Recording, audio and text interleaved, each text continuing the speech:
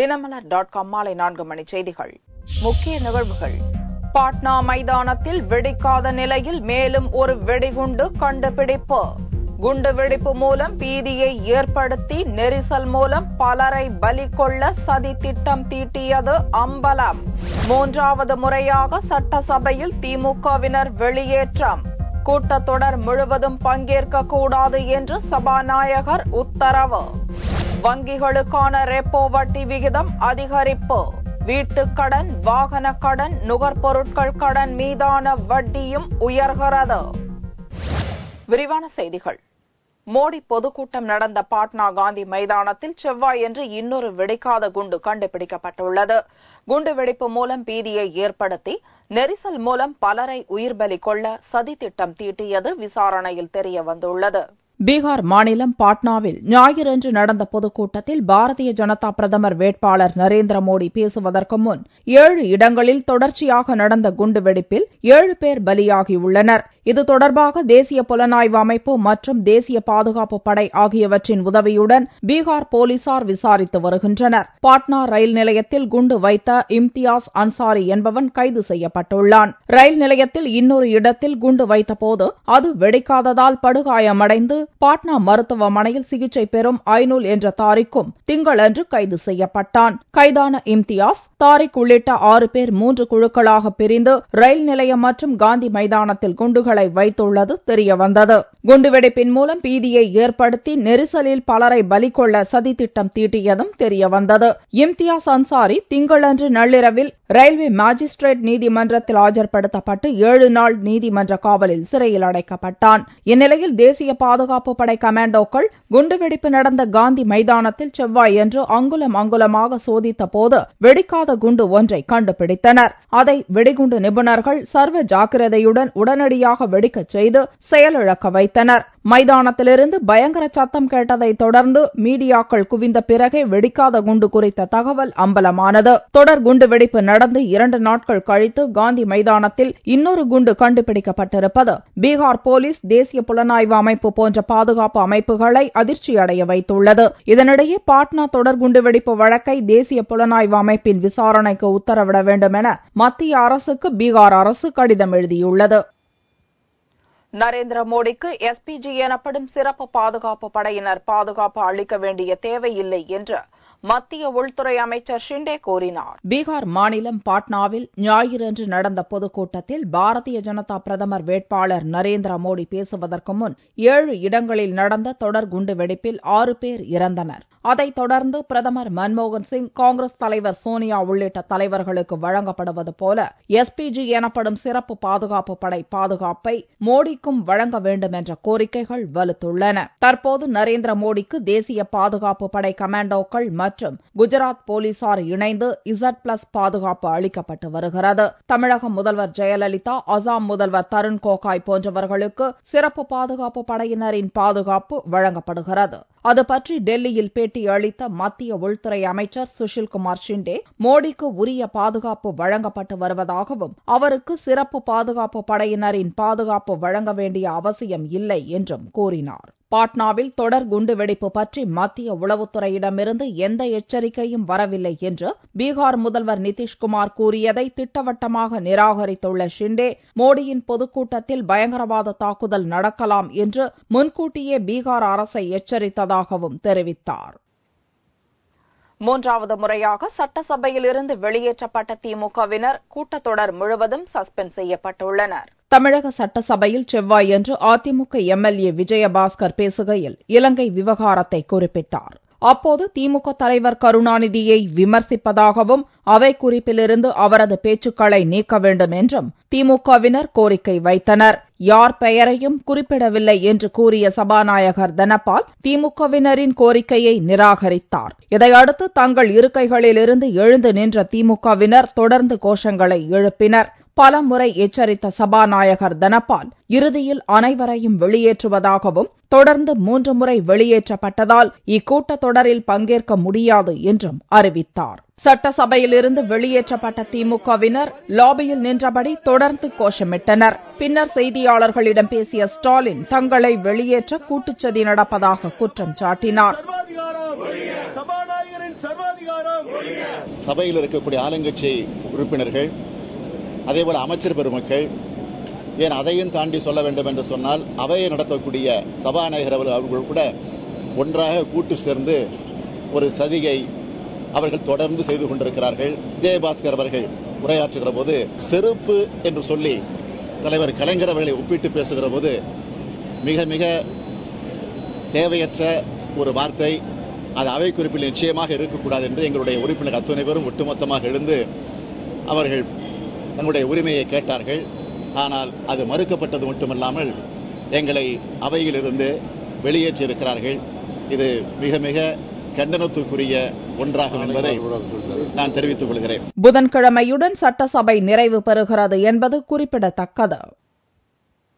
சட்டசபையில் பேசாத விஷயங்களை பேசியதாக கூறிய ஸ்டாலின், துரைமுருகன் மீது உரிமை மீறல் பிரச்சினை கொண்டுவரப்பட்டுள்ளதாக சபாநாயகர் தனபால் அறிவித்துள்ளார். தமிழக சட்டசபையில் செவ்வாயன்று கேள்வி நேரத்திற்கு பிறகு சபாநாயகர் தனபால் ஒரு அறிவிப்பை வெளியிட்டார். தான் பேசாத ஒரு வார்த்தையை பேசியதாக கூறி சட்டசபைக்கு வெளியே செய்தியாளர்களிடம் ஸ்டாலின், துரைமுருகன் பேட்டி அளித்ததால் உரிமை மீறல் பிரச்சினையை கொண்டு வருவதாக உள்ளாட்சித்துறை அமைச்சர் முனுசாமி கூறினார்.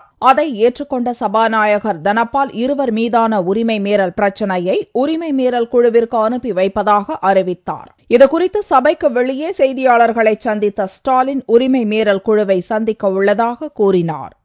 உள்ளாட்சித்துறை அமைச்சர் அவர்கள் எங்களுடைய சட்டமன்ற உறுப்பினர் ஏவா வேலு அவர்களை பார்த்து கேவலம் சாதாரண கண்டக்டராக இருந்தவர் என்று ஒரு வார்த்தையை சொன்னார்.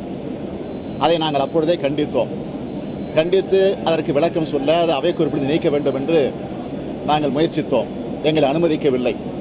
அதற்கு பிறகு எங்களை வெளியேற்றினார் என்பது உங்களுக்கெல்லாம் நன்றாக தெரியும். ஆனால் இன்று காலையில சபையிலே வந்து ஒரு உரிமை பிரச்சனை என்று ஒன்று சொல்லி என் மீதும் எங்களுடைய துணைத் தலைவர் மாண்புமிகு உறுப்பினர் துரைமுருகன் அவர்கள் மீதும் ஒரு உரிமை பிரச்சனை தந்திருக்கிறார்கள். என்ன என்று கேட்டால், கேவலம் என்று சொல்லாத, அமைச்சர் சொல்லாத வார்த்தையை நாங்கள் வெளியிலே பயன்படுத்தியதாக நாங்கள் இன்றைக்கு சொல்லுகிறோம். அவர் சொன்னது உண்மைதான். அதை உரிமை பிரச்சனையிலும் நாங்கள் தெளிவுபடுத்துவதற்கு தயாராக இருக்கிறோம். சென்னை மயிலாப்பூர் மந்தைவெளி தபால் நிலையங்களில் பெட்ரோல் குண்டு வீசியது தொடர்பாக சிறப்பு கவன ஈர்ப்பு தீர்மானத்தை தான் கொண்டு வந்ததாகவும் அதை சபாநாயகர் நிராகரித்து விட்டதாகவும் கூறிய ஸ்டாலின், முதல்வர் ஜெயலலிதா சபையில் இருந்தும் இப்பிரச்சினை குறித்து விளக்கம் அளிக்கவில்லை என்றும் குற்றம் சாட்டினார். தமிழக சட்டசபைக்கு திமுக எம்எல்ஏக்கள் தங்களது கட்சி சின்னம் பொறிக்கப்பட்ட காரில் செவ்வாயன்று வந்திருந்தனர். தமிழக சட்டசபைக்கு செவ்வாயன்று வந்த திமுக எம்எல்ஏக்கள் ஸ்டாலின், துரைமுருகன் உள்ளிட்ட அனைவரது கார்களிலும் திமுக கட்சி சின்னமான உதயசூரியன் இடம்பெற்றிருந்தது. அரசு பேருந்தில் அதிமுக சின்னம் பொறிக்கப்பட்டுள்ளது குறித்து மக்கள் கேள்வி எழுப்ப வேண்டும் என்பதை உணர்த்தவே இவ்வாறு வந்துள்ளதாக செய்தியாளர்களிடம் ஸ்டாலின் தெரிவித்தார். மக்கள் தரக்கூடிய வரிப்பணத்தில் அரசு பேருந்துகள் இயங்குகிறது. ஆனால் அந்த அரசு பேருந்தில் அதிமுகவினுடைய தேர்தல் சின்னத்தை குறித்து வைத்திருக்கிறார்களே, அதை பற்றி நீங்கள் போய் முதலமைச்சரை பார்த்து கேட்க முடியவில்லையே. அதுதான் எங்களுக்கு உள்ளபடிய வேதனையான செய்தி ஒன்று. அரசினுடைய கவனத்திற்கு நேற்றை கொண்டு வந்தோம். ஆனால் இதை பத்திரிகை உலகத்தில் இருக்கக்கூடிய நீங்கள் இதை மக்களிடத்தில் கொண்டு செல்ல வேண்டும், முதலமைச்சரிடத்திலும் இதை கொண்டு போய் சொல்ல வேண்டும் என்ற எண்ணத்திலேதான் நாங்கள் அந்த பணியில் இன்றைக்கு ஈடுபட்டோம். சென்னையில் இயக்கப்பட்டுள்ள மினி பேருந்துகளில் அதிமுகவின் இரட்டை இலை சின்னம் பொறிக்கப்பட்டுள்ளதாக தொடர்ந்து திமுக எம்எல்ஏக்கள் குற்றம் சாட்டி வருகின்றனர். இது தொடர்பான பிரச்சினையால் 2 முறை சட்டசபையில் இருந்து திமுகவினர் வெளியேற்றப்பட்டனர் என்பது குறிப்பிடத்தக்கது. வங்கிகளுக்கான வட்டி விகிதத்தை ரிசர்வ் வங்கி 0.25% உயர்த்தியுள்ளது. இதனால் வீடு மற்றும் வாகனம் போன்ற நுகர்வோர் பொருட்களுக்கான வட்டி விகிதங்கள் உயரும் நிலை ஏற்பட்டுள்ளது. இந்திய ரிசர்வ் வங்கி கவர்னர் ரகுராம் ராஜன் நிதிக் கொள்கையை செவ்வாயன்று மும்பையில் உள்ள ரிசர்வ் வங்கி தலைமையகத்தில் அறிவித்தார். அப்போது வர்த்தக வங்கிகளுக்கு ரிசர்வ் வங்கி வழங்கும் குறுகிய கால கடனுக்கான வட்டி விகிதத்தை 0.25% உயர்த்துவதாக தெரிவித்தார். இதன் மூலம் வட்டி விகிதம் 7.50%இலிருந்து 7.75% உயர்கிறது.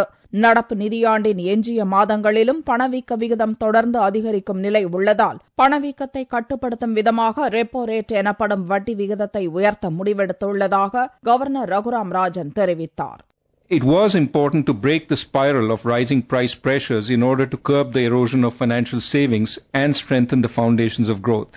It is in that context that the LAF repo rate has been increased by 25 basis points. வங்கிகளுக்கு வழங்கும் கடனுக்கான வட்டி விகிதம் உயர்த்தப்பட்டுள்ளதன் காரணமாக வங்கிகள் வாடிக்கையாளர்களுக்கு வழங்கி வரும் கடன்களுக்கான வட்டி விகிதம் உயரும் நிலை ஏற்பட்டுள்ளது. இதனால் தொழில் கடன் மற்றும் வீடு, வாகனம், நுகர்வு பொருட்களுக்கான கடன் தவணைகள் உயரக்கூடும். கடந்த செப்டம்பர் துவக்கத்தில் ரிசர்வ் வங்கி கவர்னராக பொறுப்பேற்ற ரகுராம் ராஜன் செப்டம்பர் 20ஆம் தேதியன்று கடன் வட்டி விகிதத்தை 0.25% உயர்த்தினார். இப்போது இரண்டாவது முறையாக வங்கிகளுக்கான வட்டி விகிதம் உயர்த்தப்பட்டுள்ளது குறிப்பிடத்தக்கது. ஆகஸ்ட் மாதத்தில் டாலருக்கு நிகரான ரூபாயின் மதிப்பு தொடர்ந்து சரிவை கண்டதால் ரூபாயின் மதிப்பை ஸ்திரப்படுத்தும் விதமாக எடுத்த சில அவசரகால நடவடிக்கைகளை கவர்னர் ரகுராம் ராஜன் செவ்வாயன்று திரும்ப பெற்றுக் கொண்டுள்ளார். ராமநாதபுரம் மாவட்டம் பசும்பொன்னில் துவங்கியுள்ள குரு பூஜை விழாவில் அசம்பாவிதங்கள் நடைபெறாமல் தடுக்க ஆளில்லா விமானம் மற்றும் பாராகிளைடர் மூலமும் கண்காணிப்பு மேற்கொள்ளப்பட்டுள்ளது. பசும்பொன்னில் புதனன்று நடக்கவுள்ள முத்துராமலிங்க தேவரின் குரு பூஜை விழாவிற்கான பாதுகாப்பு ஏற்பாடுகள் பலப்படுத்தப்பட்டுள்ளது. குரு பூஜையின் போது பல்வேறு அரசியல் கட்சியினரும் முக்கிய பிரமுகர்களும் பொதுமக்களும் வந்து அஞ்சலி செலுத்த உள்ளனர். விழாவின் போது அசம்பாவித சம்பவங்களை தடுக்க போலீசார் பாதுகாப்பு ஏற்பாடுகளை தீவிரப்படுத்தியுள்ளனர். பரமக்குடி போலீஸ் டிஎஸ்பி வினோத் சாந்தாராம் தலைமையில் ஆளில்லா விமானம் மூலம் கண்காணிப்பு பணியும் துவக்கப்பட்டுள்ளது. முதன்முறையாக பாராகிளைடர் மூலமும் கண்காணிப்பு ஏற்பாடு மேற்கொள்ளப்பட்டுள்ளது. பேரா மோட்டரிங் யூஸ் பண்றோம் இந்த முறை. இது அந்த பைலட் வந்து அவர் மேலே பறந்து அங்கிருந்து கம்ப்ளீட்டா கவர் பண்ணலாம். லேண்ட்ல இருக்கக்கூடிய நிகழ்வுகளை கவர் பண்ண முடியும். அதுக்கான ஃபெசிலிட்டிஸ் அதில் இருக்கு. இது போக அன்மேண்ட் ஏரியல் வெஹிக்கிள் அதுவும் நம்ம யூஸ் பண்ண போறோம். ஸோ இது முதுகுளத்தில் இருந்ததுன்னா அது கமதியில் இருக்கும். அந்த மாதிரி பிளான் பண்ணி 2 இடத்துல எல்லா ஏரியாவும் வாலண்டியர்ஸ்னுடைய மூவ்மெண்ட்டு, இங்கே வேறு ஏதாவது என் ரூட்டில் வேறு ஏதாவது ப்ராப்ளம் இருக்கா அப்படிங்கிறதெல்லாம் மேலேருந்து ஸ்கேன் பண்ணுறதுக்காக இந்த 2 டிவைஸை நம்ம யூஸ் பண்ணுறோம். இதனிடையே குரு பூஜைக்காக பல்வேறு பகுதிகளிலிருந்து மக்கள் பசும்பொன் வர துவங்கியுள்ளனர். அதிவிரைவு அதிரடி படையினர் மற்றும் கலவர தடுப்பு பிரிவு போலீசாரும் நகர் முழுவதும் பாதுகாப்பு பணியில் ஈடுபட்டுள்ளனர்.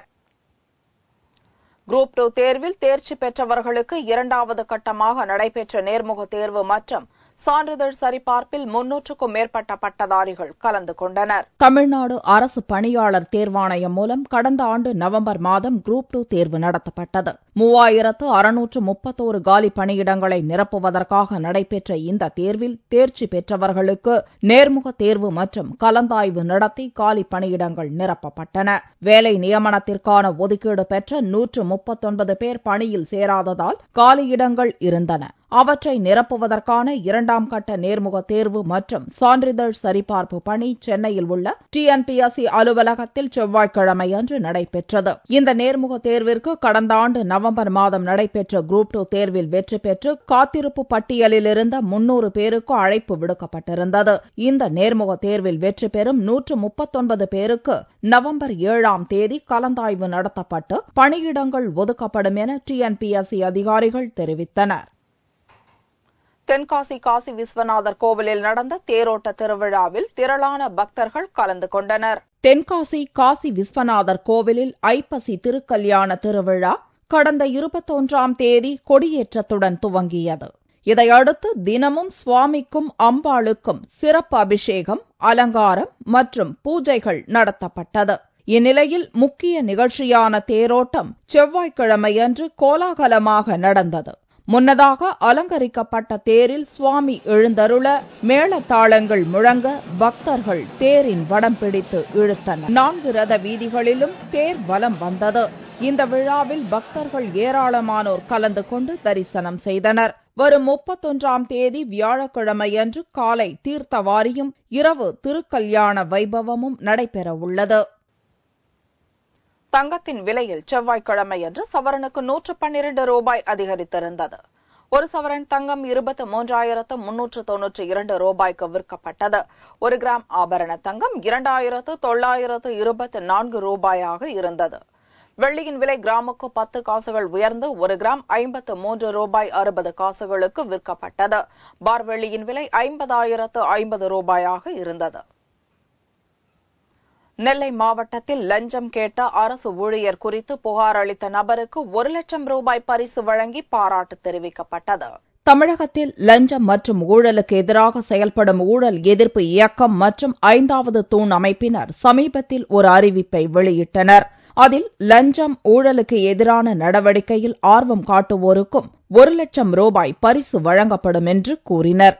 இந்நிலையில் நெல்லை மாவட்டம் கரிவலம் வந்த நல்லூரில் பட்டா மாற்றத்திற்கு லஞ்சம் வாங்கிய கிராம நிர்வாக அதிகாரி சுப்பிரமணியன் குறித்து அப்பகுதியைச் சேர்ந்த ஜெயராஜ் என்பவர் புகார் செய்தார். இந்த புகாரின் அடிப்படையில் சுப்பிரமணியன் கைது செய்யப்பட்டார். இதனிடையே புகார் அளித்த ஜெயராஜுக்கு ஊழல் எதிர்ப்பு இயக்கத்தினர் 1 லட்சம் ரூபாய் பரிசு வழங்கி பாராட்டு தெரிவித்தனர். இதை ஒரு தனியார் துறைமுகம் எனக்கு இதை ஒரு பாராட்டி ஒரு 1 லட்சம் ரூபாய் வெகுமதி கொடுக்குறாங்க. இதை ஒரு தனியார் துறை செயலுக்கு கொடுக்கறத காட்டிலும் ஒரு கவர்மெண்டே ஆதரிச்சு செஞ்சாங்க அப்படின்னா ஊழல் சமுதாயத்துக்கு இனி நாளை விட கூட சீக்கிரத்தை குறைஞ்சிவிடும். தமிழகத்தில் மாவட்ட கலெக்டர் அலுவலக வாசலில் பொதுமக்கள் முன்பாக நடந்த இந்த நிகழ்ச்சியில் 5வது தூண் அமைப்பைச் சேர்ந்த ராஜமாணிக்கம், இந்திய மக்கள் நல இயக்கம் மூர்த்தி, தமிழ் மீட்சி இயக்கம் நந்தகோபால் உள்ளிட்டோர் பங்கேற்றனர். மீண்டும் செய்திகள் இந்திய நேரப்படி இரவு 8 மணிக்கு. வணக்கம்.